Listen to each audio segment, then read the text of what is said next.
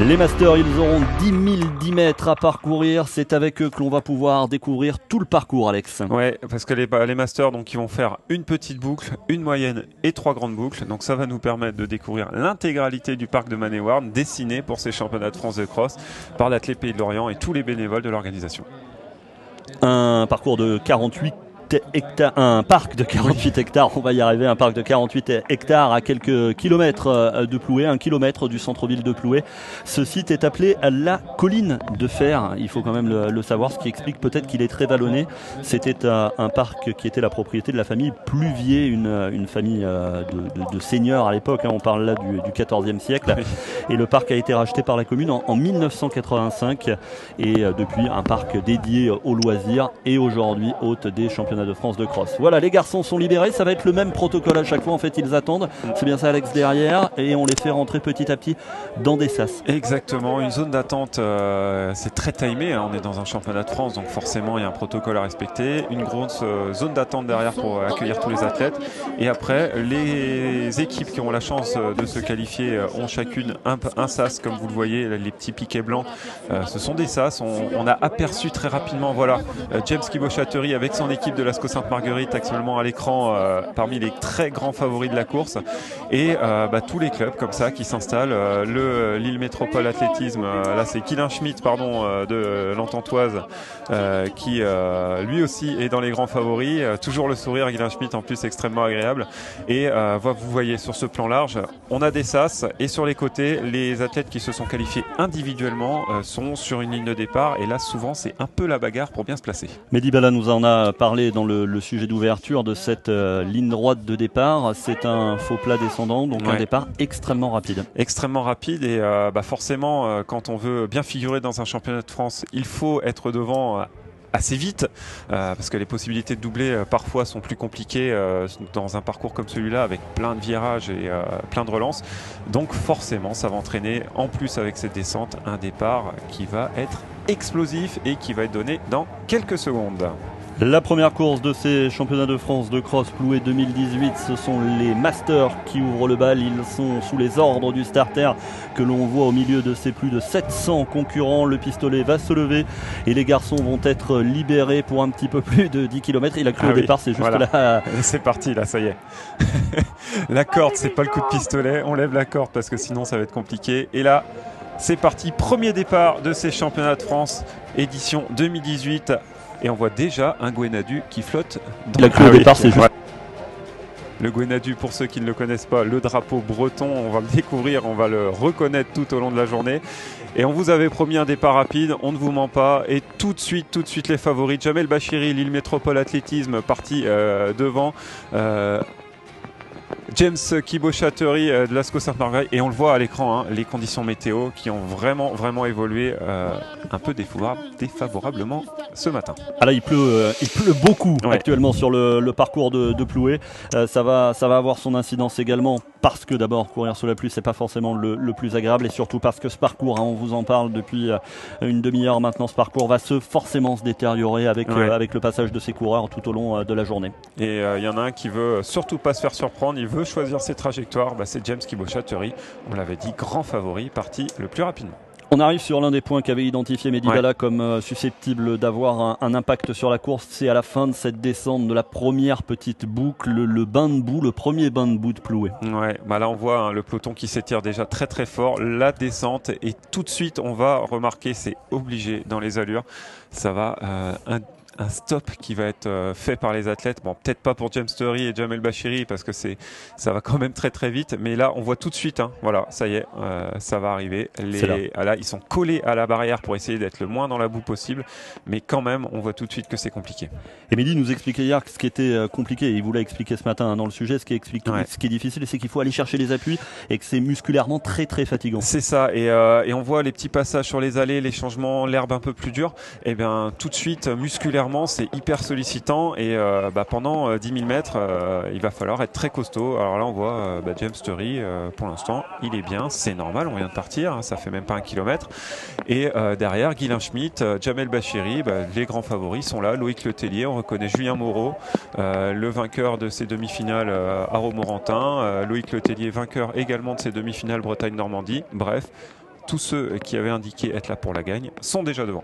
Les favoris aux commandes de cette première course, mais regardez, hein, même sur les endroits qui sont pas forcément les plus boueux, les appuis sont fuyants. On a vu le leader, il a failli partir à la faute et il va falloir être attentif jusqu'au bout, à chaque minute, à chaque instant du parcours. Et cette concentration pour les athlètes est également fatigante. Hein. Exactement, c'est là où je voulais en venir, c'est que pour l'instant ils sont vigilants, donc les chutes vont être évitées, mais avec la fatigue musculaire, avec la fatigue nerveuse, la gestion du vent, la gestion de la pluie, tout ça, à la fin, ils vont certainement être un peu moins vigilants et le risque de chute, il est de plus en plus grand. Donc ça va avoir son incidence, c'est obligatoire. 700 coureurs dans ce peloton, 700 coureurs de Master et les favoris aux commandes. Alex, il va y avoir des écarts. Il va y avoir des écarts. Alors c'est assez étonnant. Voilà, on les voit à l'écran. Theury, Guibaud, Le Tellier, les grands favoris. Derrière, on voit Jamel Bachiri également, qui était là, le champion de France en titre pour l'île Métropole. Moi, ça m'étonne un petit peu cette stratégie de la part de James Theury parce que justement, au vu des conditions météo, ça aurait pu être pas mal de s'abriter. Après, s'il est vraiment sûr de sa force, il aurait tort de s'en priver. James Theury qui a décidé de dynamiter la course dès le départ, dès la première petite boucle. Et avec les Masters, on va découvrir ce superbe parcours. On vous en parle beaucoup depuis l'ouverture, mais peut-être venez-vous juste de nous rejoindre sur la web TV de la Fédération pour suivre ces championnats de France de cross. Vous allez voir un vrai parcours de cross tout au long de ce direct, tout au long de cette journée. Vous le voyez, il pleut actuellement sur Ploué, il pleut même beaucoup sur Ploué et il y a beaucoup de boue parce qu'il a également beaucoup plu tout au long de la semaine. Oui, bah là, ceux qui voulaient un championnat en Bretagne avec les conditions rêvées, elles sont là. Rêver pour les spectateurs, le spectacle, on le voit là, tout le peloton des Masters, c'est extrêmement dense et c'est là aussi qu'on peut se rendre compte sur ce genre d'image que une petite défaillance, une chute, on perd tout de suite 20 places et pour un classement, que ce soit individuel ou par équipe, ça a son importance. Donc très très très compliqué le placement et un peloton, alors là James Theury, il rigole pas, à peine 1500 mètres de course, il a déjà 20-25 mètres d'avance et derrière pourtant ça court bien. Hein. Et c'est parti très vite, hein, 4,40 le chrono, vous le voyez en bas à droite de l'écran. James Theury à nouveau dans un bourbier dans la partie difficile, une deuxième petite boucle avant de basculer sur la moyenne boucle et le reste du programme sur ce parcours, sur la moyenne boucle d'abord sur le parcours de Ploué. James Theury, petit coup d'œil derrière pour juger de là où sont les adversaires, mais pour l'instant ils ne sont pas sur le porte-bagages. Non, mais le petit coup d'œil derrière, on l'a vu aussi, il a un tout petit peu glissé et faut qu'il fasse attention à ça, James Theury, parce que forcément c'est un athlète d'expérience, hein. Il se connaît parfaitement, il sait sur 10 000 mètres ce que ça peut donner, il a couru sur tous les parcours possibles et imaginables, mais attention, derrière les garçons ne vont pas se laisser faire comme ça. Alex, une question qu'on nous pose sur le hashtag CF Cross, est-ce que ce parcours est fait pour les triathlètes ?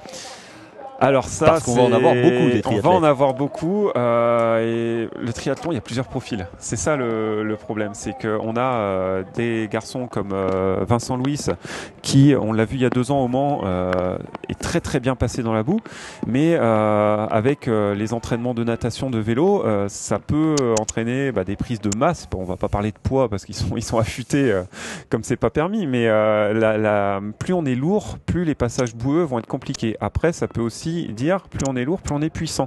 Donc il y a des profils comme ça et c'est un peu comme en natation, c'est-à-dire qu'on a la glisse ou on l'a pas.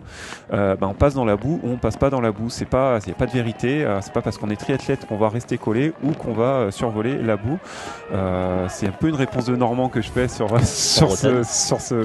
cette question. Je suis désolé, mais il n'y a pas de vérité. Voilà, on a un profil comme James Theury qu'on voit très très affûté, pourtant marathonien à la base et qui passe pour l'instant très très bien. James Theury seul aux commandes de la course des Masters et qui a creusé l'écart sur Thierry Guilbaud que l'on avait annoncé parmi les favoris. Il est bien là, Thierry, double champion de France en 2015 et 2016, qui s'essaye un peu à tout, 10 km au semi-marathon, au cross. On connaît sa polyvalence, il a des appuis solides, c'est un parcours qui peut lui correspondre. Ouais, Thierry Guilbaud, on l'avait vu justement très très à l'aise dans la boue au Mans. Il était venu nous rejoindre en cabine après pour donner ses impressions. Il nous avait confié adorer ce genre de parcours, donc ça ne m'étonnerait pas qu'il finisse sur le podium. C'est l'objectif annoncé. Après, à quelle place? Pour l'instant, la première, elle est vraiment réservée pour James Theury. Attention, il reste plus de 20 minutes de course par contre. Hein. Ouais, c'est long, hein, la course des Masters, 10 km que vous allez vivre en direct et en intégralité sur le flux YouTube, la Web TV de la Fédération française qui vous permet, qui vous offre également de découvrir ce parcours. Regardez les appuis là, c'est absolument terrible déjà sur la première course. Imagine ce soir. Ce soir, ça va être dantesque. On va pas reconnaître les maillots de club à l'arrivée, ils vont tous être marrons. Mais voilà, là on est sur un des points qu'on avait vu avec Mehdi Bala sur le sujet en ouverture.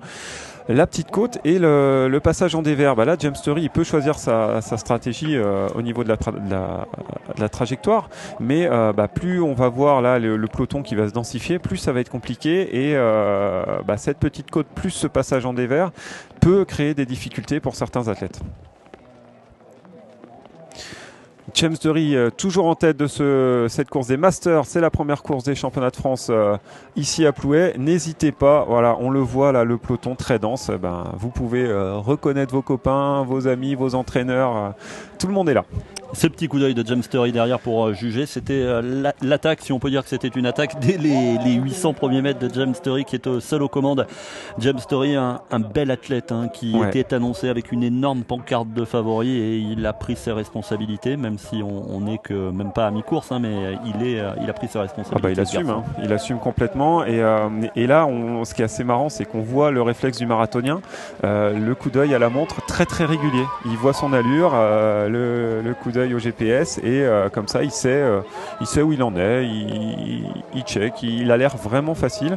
Voilà, grand favori, un garçon qui est marathonien, qu'on ne présente plus pour les spécialistes et qui passe très bien. Et là on voit le terrain qui est très très gras, qui est très compliqué, les appuis, il faut être très solide dans cette course à la coucou. Salut, voilà, c'est sympa. A priori ils apprécient le parcours. Effectivement, ils ont l'air contents d'être là. C'est le bourbier, mais ils sont contents. On a le sourire, sincèrement, depuis qu'on est arrivé en Bretagne, parce qu'on a aussi rencontré des gens ultra sympas qui vous accueillent avec un grand sourire, qui sont heureux de vous faire découvrir la Bretagne, heureux d'avoir les championnats de France de cross. Et on en discutait ce matin quand on arrivait tôt sur le parcours.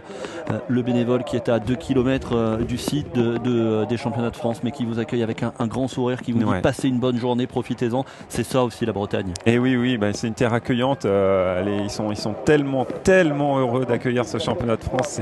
C'est un sport national quasiment ici, le cross, donc ils veulent faire en sorte que la fête soit belle pour tout le monde. Comment on dit les championnats régionaux de Bretagne ? Les championnats du monde. Mais c'est très clair, pour ceux qui ne connaissent pas le cross en Bretagne, c'est plus important pour un Breton de gagner ces championnats régionaux, les championnats du monde de la Bretagne, que de remporter les pré-France. Peut-être pas que de remporter les France, mais... parce qu'en plus, il n'y en a pas beaucoup des Bretons qui ont gagné les France. Non, il y en a quelques-uns, mais ça se fait de plus en plus rare en ce moment, malheureusement pour eux.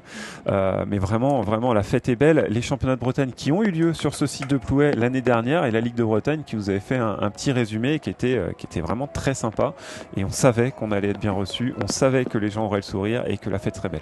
Et lui il a le sourire parce qu'il est aux commandes, c'est James Story seul en tête pour l'instant sur ce cross, mais vous le voyez sur les images, il y a des parapluies, il y a des capes, il y a des cirés, il y a des bottes, parce qu'il pleut à verse actuellement sur la course des Masters, et ça va avoir son importance pour cette course mais également pour le reste de la journée. On vous le répète, mais c'est vraiment une donnée très importante, le parcours va se détériorer au fil des heures. James Story seul aux commandes. James Story loin devant. Clément, tu parles du parcours, mais on va pas négliger l'aspect pluie, mais surtout ce qui est redouté, ça va être l'aspect vent, parce qu'avec des rafales à près de 90 km/h attendues cet après-midi, ça aussi, ça va faire très très mal aux organismes. Et on le voit, le vent qui souffle là sur la manche arrière, on voit que déjà les éléments commencent un petit peu à se déchaîner. Tous les éléments sont réunis pour offrir un vrai parcours de cross à ses concurrents. Olivier Arbebi, Run and Freedom à l'écran actuellement sur la Web TV de la Fédération. Il a tout fait exploser, James Story. Il se retourne plus, mais il a tout fait exploser. Mais derrière, c'est, je crois, Thierry Guibaud qui est pas très loin et qui s'accroche. Il a la science de la course. Bon, James Story, bien entendu, là aussi, mais il veut montrer que c'est peut-être pas complètement terminé. Voilà, on voit, il y a peut-être 6-7 secondes entre James Story et Thierry Guibaud. Par contre, derrière, l'écart est fait. James Turry de la SCO Sainte-Marguerite Marseille, tu peux nous parler un petit peu de cet athlète? James Turry, international sur marathon, qui a un record à 2h10. Alors j'ai pas complètement son record à la seconde près en tête, mais vous m'excuserez. En attendant, c'est un athlète qu'on a vu participer à des Coupes d'Europe, qui a été en équipe de France de cross, de course sur route, sur piste, donc un athlète vraiment très complet. Thierry Guilbaud à 6 secondes, Loïc Letellier à 15 secondes, Emmanuel David 16 secondes, Julien Moreau 21 secondes, James Turry, on sent qu'il se retourne un petit peu. Est-ce qu'il gère cette avance, cet écart de 6 secondes? Est-ce qu'on est déjà dans une gestion de course comme celle-là? Ce serait tout à son intérêt, parce que s'il est très très bien, ça lui permet de jauger et de garder des forces pour la dernière boucle et éventuellement de remettre une couche chez Thierry Guilbaud est vraiment très bien.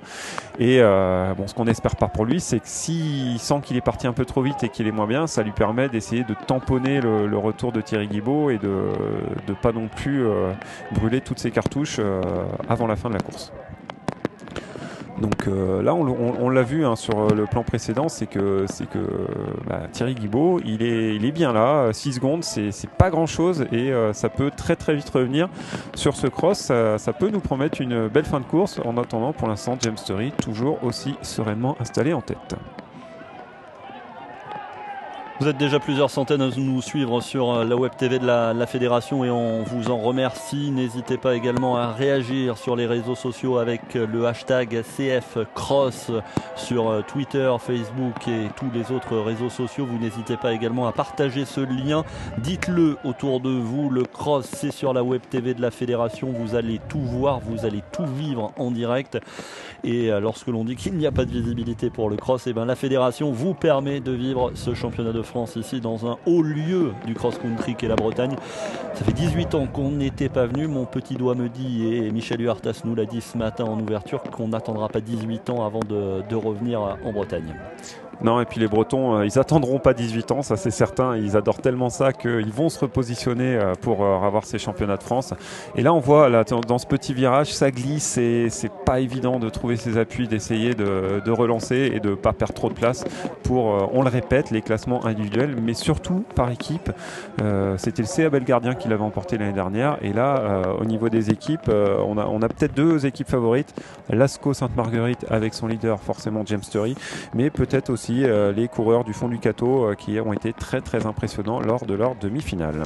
Un classement par équipe qui a également son importance pour un club. Il y a certes le palmarès individuel, mais c'est primordial pour un club de dire voilà, mon équipe est allée au championnat de France de cross, j'ai pu gagner ça, j'ai pu faire telle place. Primordial, et puis c'est surtout fédérateur, c'est-à-dire que ces championnats de France, c'est le plus gros championnat de l'année au niveau en termes de nombre de concurrents, et du coup pour certains athlètes qui n'ont pas forcément le niveau pour pouvoir accéder au championnat de France sur piste, ça permet, en intégrant une équipe, de participer à la fête et de pouvoir compter surtout, et c'est ça qui est bien. Retour sur le direct, on est dans la deuxième grande boucle. On a vu James Turry passer, Thierry Guilbaud derrière, belle foulée de Thierry. Il semble très serein, très posé, très calme. Ouais. Et un bel écart ensuite sur la course, sur la troisième place, Loïc Letellier. Ouais, Letellier, Julien Moreau, et on a vu le champion de France en titre, Jamel Bachiri, qui vont se bagarrer certainement tous les trois pour la troisième place du podium, parce que devant, je vois pas comment on peut ne pas avoir James Turry et Thierry Guilbaud sur les deux premières marches. Après, reste à savoir l'ordre.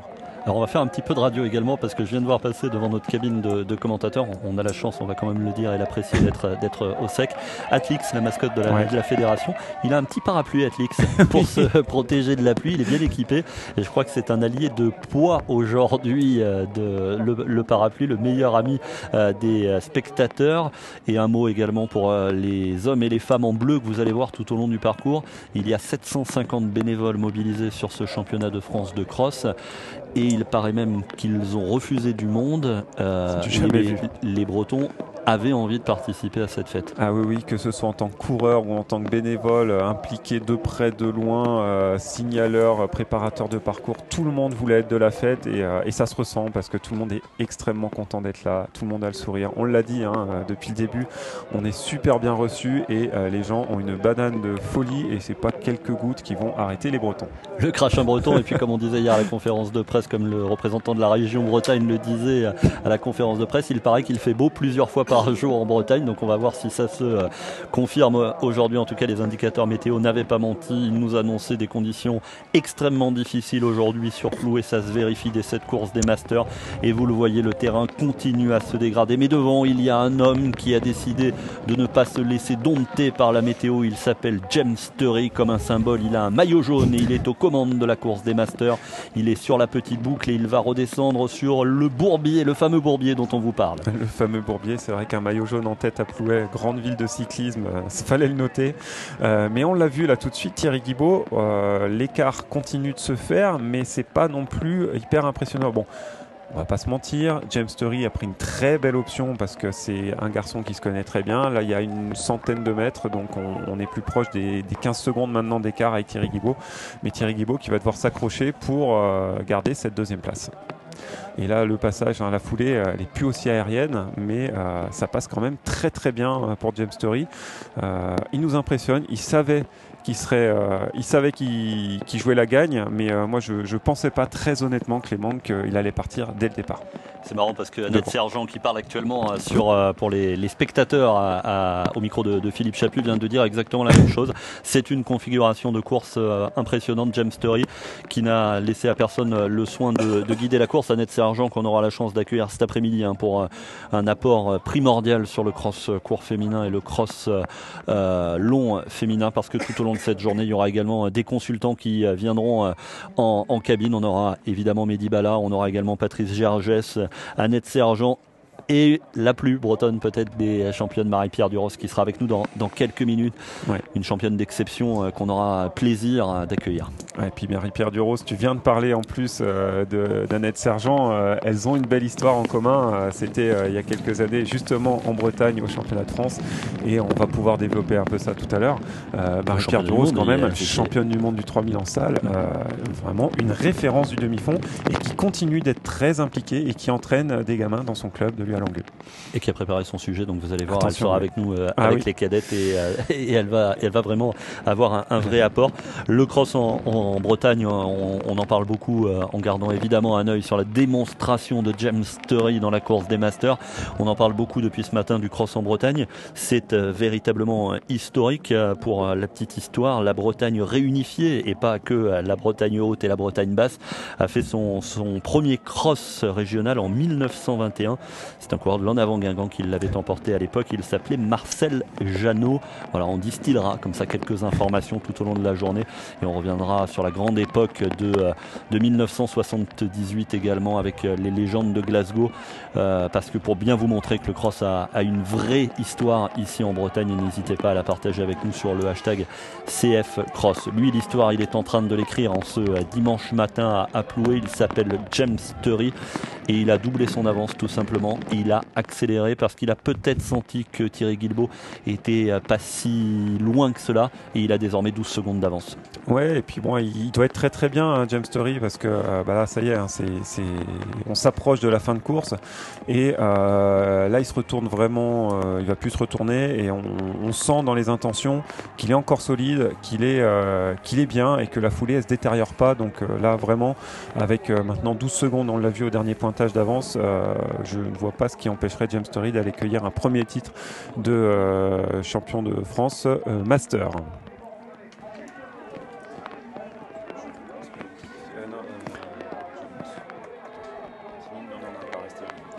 Vous continuez à réagir sur le hashtag CF Cross. Pascal Runner nous dit que c'est un beau parcours, ça change des hippodromes, un vrai cross avec le temps parfait. Voyage Marathon nous dit qu'il est devant avant d'aller s'entraîner. Alors non, il faut pas aujourd'hui, il faut rester devant la Web TV, parce que il a failli aller à la chute, ouais. James Turry là sur les écrans, et c'est important, hein, ça, c'est très important, parce que tu le disais Alex, il faut rester concentré tout le temps. James Turry a eu un appui fuyant, il a fait l'équilibriste et il a réussi à ne pas aller au sol, mais voilà, la course n'est pas gagnée tant qu'on n'a pas franchi la ligne, et on vient encore de le voir là avec James Turry qui peut-être jetait un petit coup d'œil derrière pour jauger de l'écart, mais en tout cas il a failli aller au sol, hein. On en parlait de la vigilance, hein, avec la fatigue ça va être de plus en plus compliqué, c'est passé pas loin de la correctionnelle.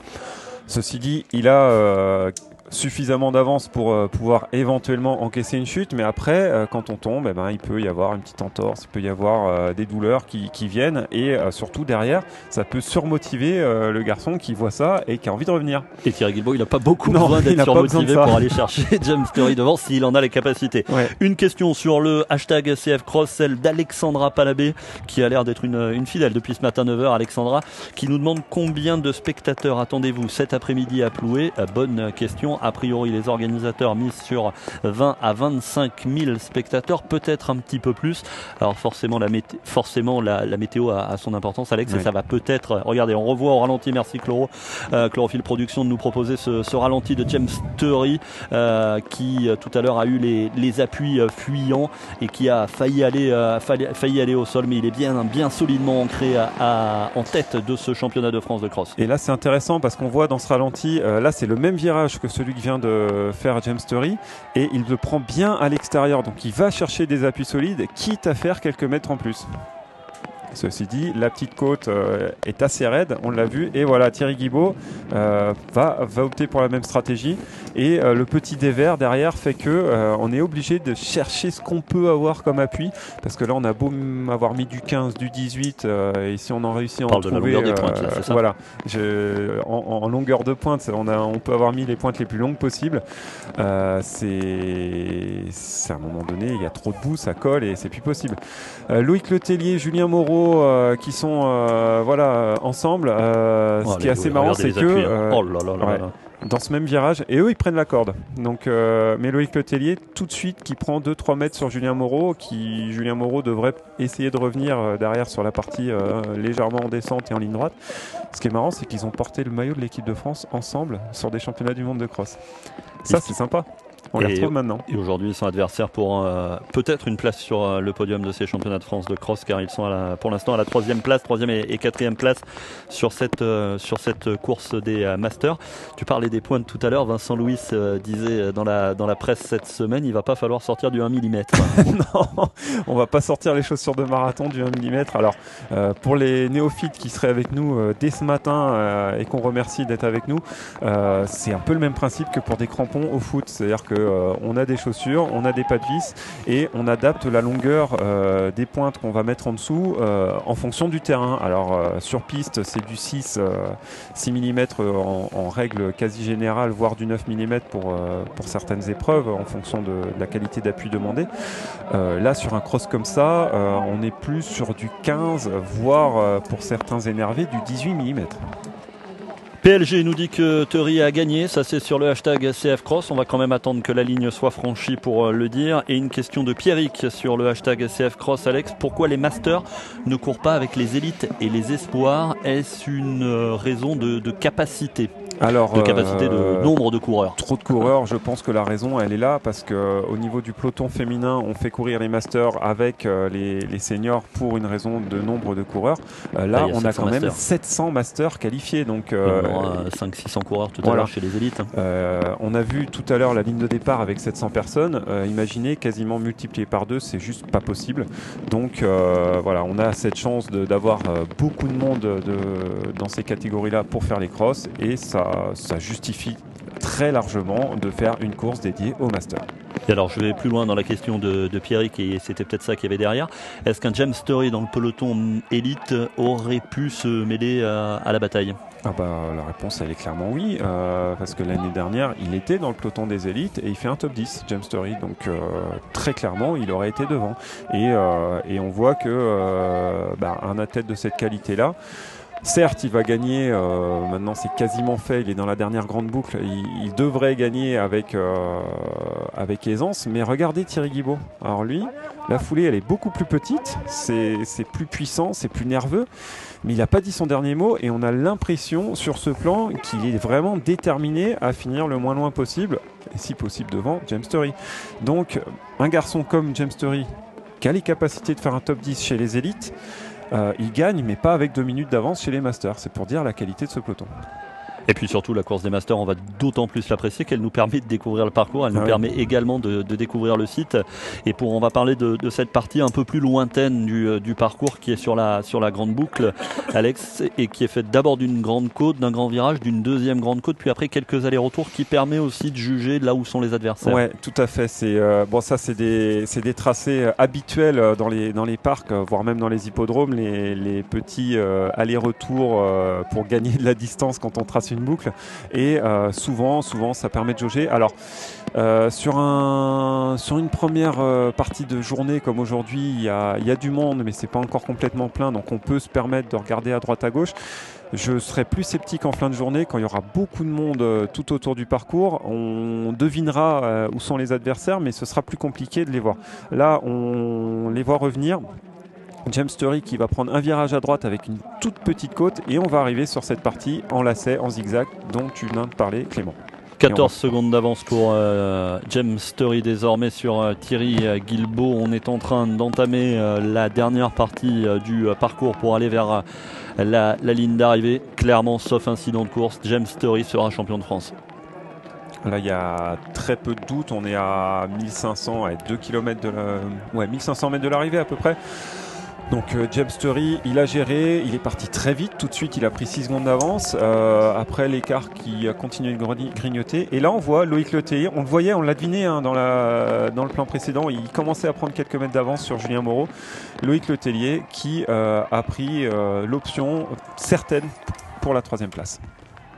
Le podium qui est en train de se dessiner sur ces championnats de France Master que vous vivez en direct et en intégralité sur la web TV de la Fédération française.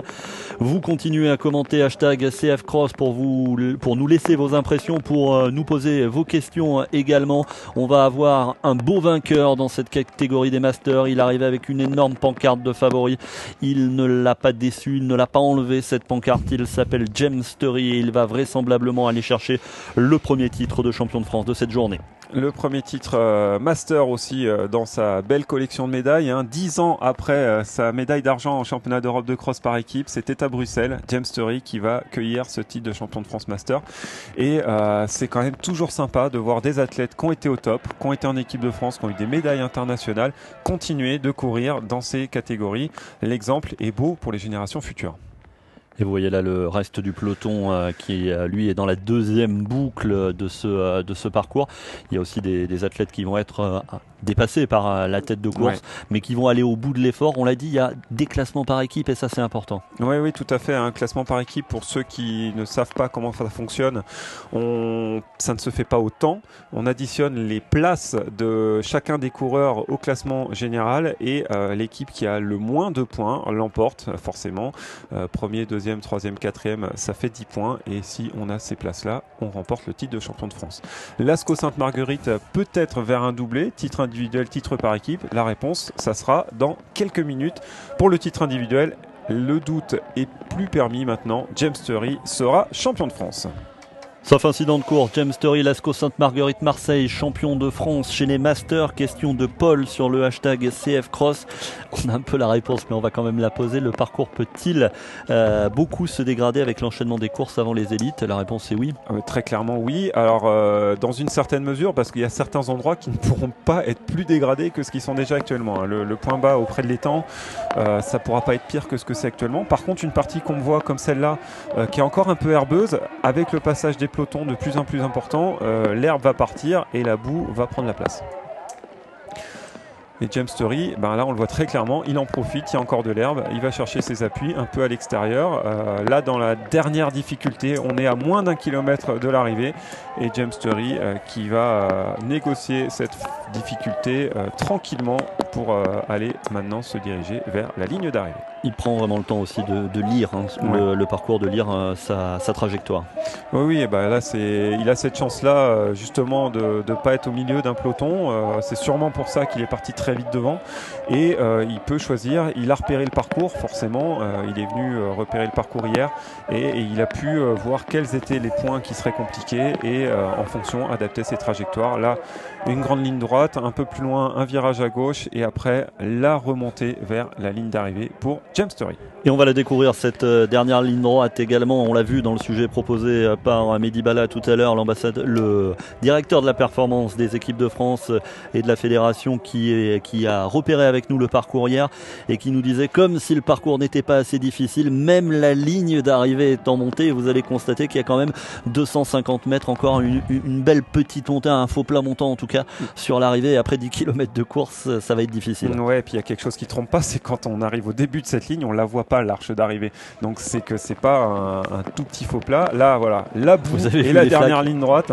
et on le voit hein, sur ce plan, ça monte et ça va monter comme ça jusqu'à l'arrivée, le Gwenadu, le drapeau breton qu'on va voir tout au long de la tournée. C'est ça, voilà. Le drapeau breton, d'accord. James Story lui est dans la dernière ligne droite, dans le dernier faux plat montant qui va l'amener vers sa première couronne nationale chez les Masters, c'est sa première année Master, c'est bien normal qu'il soit champion de France, il était annoncé comme archi favori et vous le voyez, il y a du monde, il y a déjà foule aujourd'hui et James Story va prendre le temps d'apprécier, de savourer cette victoire. Il est champion de France avec le maillot de la SCO Sainte-Marguerite Marseille. Quel beau vainqueur, il s'appelle James Story. James Kiboshateri, SCO Sainte-Marguerite, et regardez le chrono, 10 10 mètres dans la boue, 32-30, ça fait rêver beaucoup de coureurs sur route.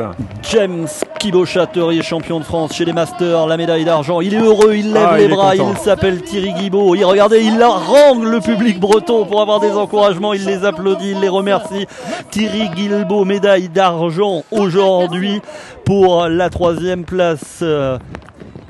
Letellier. Logiquement, Loïc Letellier, le vainqueur des interrégionaux Bretagne-Normandie, c'était à Coignac il y a 3 semaines. Loïc Letellier qui avait annoncé lui aussi qu'il souhaitait monter sur la boîte le podium de ces championnats de France. On va le deviner, voilà, Loïc Letellier, médaille de bronze de ces championnats de France Master, le premier podium de Plouay 2018 est connu.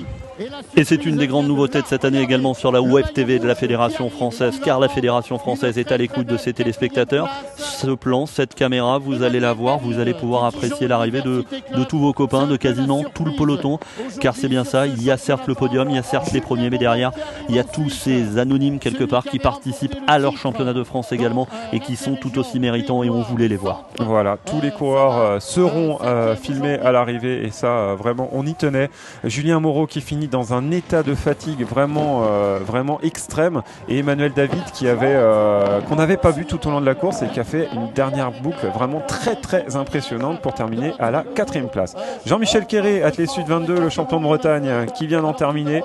Voilà, 7e position. Benoît Olzerny qui espérait mieux, 3e l'an passé, le coureur de la 3 tours qui était un peu moins bien tout au long de cet hiver. On l'avait vu, mais un top 10. Et voilà, on va continuer de voir l'arrivée des coureurs et en parallèle, Clément, les images de cette première course. Cette première course qui a été quasi sans suspense, James Story avec son maillot jaune au départ, vous le voyez sur la gauche de votre écran, et qui a pris les commandes tout de suite et qui n'a laissé le soin à personne de mener. Il était là pour la gagne, il l'avait annoncé, il était favori et il est champion de France. C'est surtout que tout le monde l'attendait parce que James Story, alors voilà, on est allé vérifier quand même, 2h10-36 au marathon, ça pose un athlète et tout le monde savait que s'il venait, c'était pas pour faire de la figuration. Donc les autres concurrents, sans pour autant ne pas jouer la gagne, se doutaient qu'un James Story en grande forme, ce serait très compliqué d'aller le chercher. 700 coureurs dans ce peloton des Masters, 700 coureurs qui continuent de franchir la ligne d'arrivée sur la droite de votre écran. Sur la gauche, c'est le ralenti des temps forts. James Story qui a progressivement accéléré dans le premier tour en quelque sorte. Il a tenu un écart de 6, 7, 8 secondes sur Thierry Guibaud. Thierry Guibaud lui a assuré sa médaille d'argent. Et derrière, il y a eu un petit peu plus de bataille pour la médaille de bronze, mais c'est Loïc Letellier qui est allé chercher la médaille de bronze. Le premier podium de ce France 2018 ici à Plouay. James Story pourra dire: j'ai gagné un France en Bretagne. Oui, et ça, il y a beaucoup de coureurs, beaucoup de crossman qui ont envie de le dire aujourd'hui, qui vont se présenter sur la ligne d'arrivée. Des jeunes, des moins jeunes. Voilà, James Story, c'est l'ancienne génération. Et hier, on a entendu un tout jeune, c'est Jimmy Gressier, qui est venu repérer le parcours. Et lui, il était chaud bouillant. Il a dit: le cross en Bretagne, ça va être quelque chose d'extraordinaire. Moi, je viens pour gagner et j'ai vraiment envie de gagner ces France en Bretagne. Réponse un petit peu après 15 heures. Le parcours aura une importance primordiale, on l'a découvert avec ces masters, un très beau parcours fait de beaucoup de relances, fait beaucoup de dénivelé également. Il n'y a pas de récup, nous disaient les coureurs qui sont venus repérer ce parcours, et c'est peut-être une donnée importante effectivement, et on le voit sur le plan de l'arrivée, l'état des coureurs qui en terminent. Ouais, l'état des coureurs, les maillots pour l'instant sont encore lisibles, et voyez ce qu'on disait tout à l'heure, un tout petit incident peut vraiment avoir une conséquence importante sur le classement, parce que le peloton se densifie énormément, et là on se retrouve avec en 10 secondes on peut perdre 30-40 places. Classement de la course des Masters, alors c'est marqué classement provisoire, il faut simplement qu'il soit maintenant officialisé par les juges, mais ça sera le podium de ces championnats de France. James Sturry, champion de France, 32-33, chrono canon pour le parcours, parce que le parcours est vraiment compliqué. Vraiment déjà 32-33 sur un 10 km route, quand il y a du vent, quand il pleut, c'est pas évident. Alors quand en plus on remplace la route par de la boue, des côtes et des virages dans tous les sens, ça rend encore plus impressionnant la performance, et on continue de voir les classements. Là on est jusqu'au 24e place, et tout de suite on est à 2 minutes 20 du vainqueur. C'est très très impressionnant ce qu'a fait James Kiboshateri, et voilà, vous pouvez continuer de voir les classements de tous ces masters qui viennent d'arriver.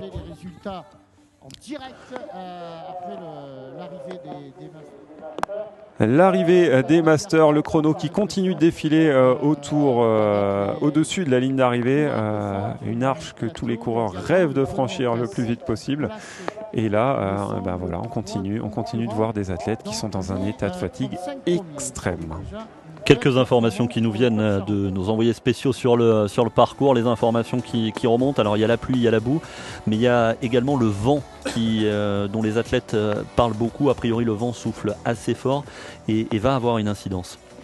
Ça c'était annoncé, et si déjà ça a une incidence sur les masters, imaginez sur les cross-courts, cross-longs, avec des rafales attendues à plus de 80 km/h, si on en suit les météos marines qui souvent sont quand même extrêmement précises. Un vent qui en plus est annoncé d'ouest, ce qui veut dire qu'il vient de l'océan et qu'il va apporter de l'humidité. Donc vraiment des conditions dantesques, mais est-ce que aussi c'est pas ça le sel, et ça va pas nous donner une édition 2018 qui est déjà exceptionnelle parce qu'elle est en Bretagne, parce que tout le monde attend ça, parce qu'elle est sur un parcours plébiscité par tout le monde, mais si en plus on y rajoute des conditions météo dantesques, je pense que Plouay 2018, on a moyen de s'en souvenir pour de très très longues années.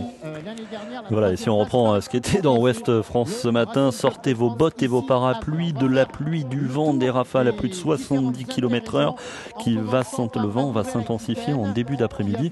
Voilà pour le bulletin météo du jour. Ça va être effectivement compliqué. C'est des vraies conditions de cross qui nous sont proposées aujourd'hui sur ce championnat de France de Plouay, et que vous suivez également sur la web TV de la fédération. Alors, a priori, il y a quelques petites coupures, et c'est bien normal. On travaille dans des conditions difficiles ici en raison des conditions météorologiques. On s'en excuse, et on est sûr et certain que vous comprenez tout cela. Vous continuez à voir arriver les masters sur cette ligne d'arrivée au bout de l'effort, au bout des 10 010 mètres qu'ils ont fait sur ce parcours du parc de Manéwarn, c'est bien ça? C'est ça, le parc de Manéwarn, sa chapelle, son château, les chapeaux, ça sort la tête là, c'est pour se protéger de la pluie, mais vraiment un site extraordinaire pour accueillir un événement tel que ces championnats de France de cross. Un site exceptionnel, on vous l'a dit, de 48 hectares, appelé la colline de fer. Faut-il y voir un nom prédestiné pour un cross qui va être très difficile.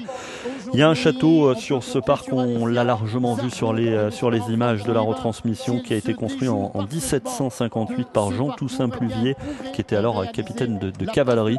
Le château est désormais propriété de la ville de Plouay, qui a fait de ce parc une base de loisirs qui permet aux Plouésiens, car c'est comme ça qu'ils s'appellent, les Plouésiens, de venir profiter de parcours de VTT, de jeux d'enfants, et également de parcours de course à pied.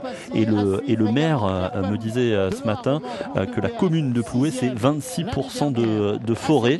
Donc vous imaginez, c'est-à-dire que les Plouésiens peuvent chausser les baskets tous les jours et aller courir sans faire des kilomètres. Et dans des conditions vraiment extrêmement sympas, autour d'un étang, c'est vallonné, on peut avoir tous les typologies de parcours, donc tout est réuni pour qu'on puisse pratiquer la course à pied dans des super conditions, un site extraordinaire, une région magnifique, enfin tout va bien quoi ici à Ploué. Effectivement, tout va bien, hein. On était sur des hippodromes depuis quelques années, nous voilà au cœur d'un parc avec un superbe tracé qui a été réalisé par l'ensemble des bénévoles et on va le voir, ce tracé permettra de faire accoucher ce championnat de France de superbes champions. Mehdi Bala nous disait hier, les vainqueurs ne seront vraisemblablement pas des pistards et ce seront des vrais crossman et crosswomen évidemment. Et finalement, et là c'est là qu'on va voir aussi ceux qui ont des ressources mentales pour aller au-delà de la douleur, parce que quand on va devoir se bagarrer dans cette très longue ligne droite en montée après avoir parcouru des kilomètres dans la boue, il va falloir être très très solide dans la tête et ça peut aider et ça va aider les athlètes dans leur préparation pour les échéances à venir cet été. Là, c'est surtout l'échéance d'aujourd'hui qui est importante, le titre de champion de France qui va être très très disputé dans toutes les courses à venir.